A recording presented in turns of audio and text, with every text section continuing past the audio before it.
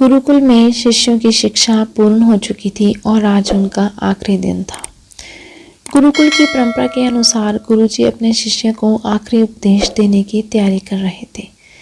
जब सारे शिष्य गुरुकुल के मुख्य कक्ष में इकट्ठे हो गए तो गुरुजी ने अपना उपदेश देना शुरू किया।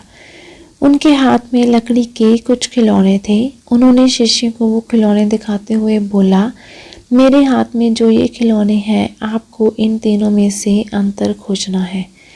गुरुजी की आज्ञा पाकर शिष्य बड़े ध्यान से खिलौनों को देखने लगे।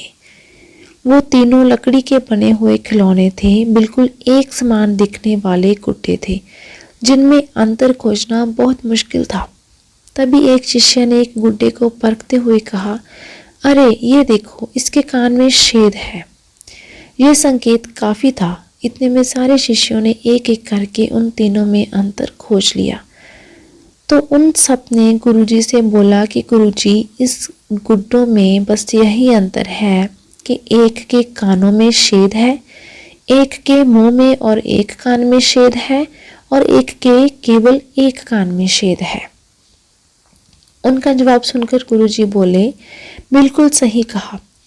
अब गुरुजी ने शिष्यों को धातु का एक पतला तार देते हुए उसे गुड्डों के कान में डालने को कहा। शिष्यों ने वैसा ही किया तो क्या देखते हैं, एक गुड्डे के कान से होते हुए वो तार दूसरे कान से निकल गया। एक और गुड्डे के कान से होकर वो तार मुंह से निकल गया, जबकि एक के कान में तार डालने पर वो कहीं से नहीं निकला।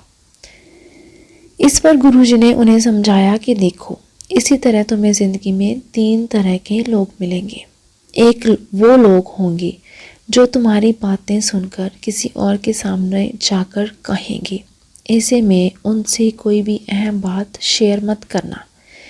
और एक वो होंगे जिनसे तुम कोई भी बात कहोगे जिन पर तुम भरोसा कर सकते हो, उसी तीसरे गुड्डे की तरह, और उनसे तुम किसी भी बात के विषय में सलाह ले सकते हो। ऐसे लोग तुम्हारी ताकत बनेंगे। बस आपको लोगों की सही परख होना आवश्यक है।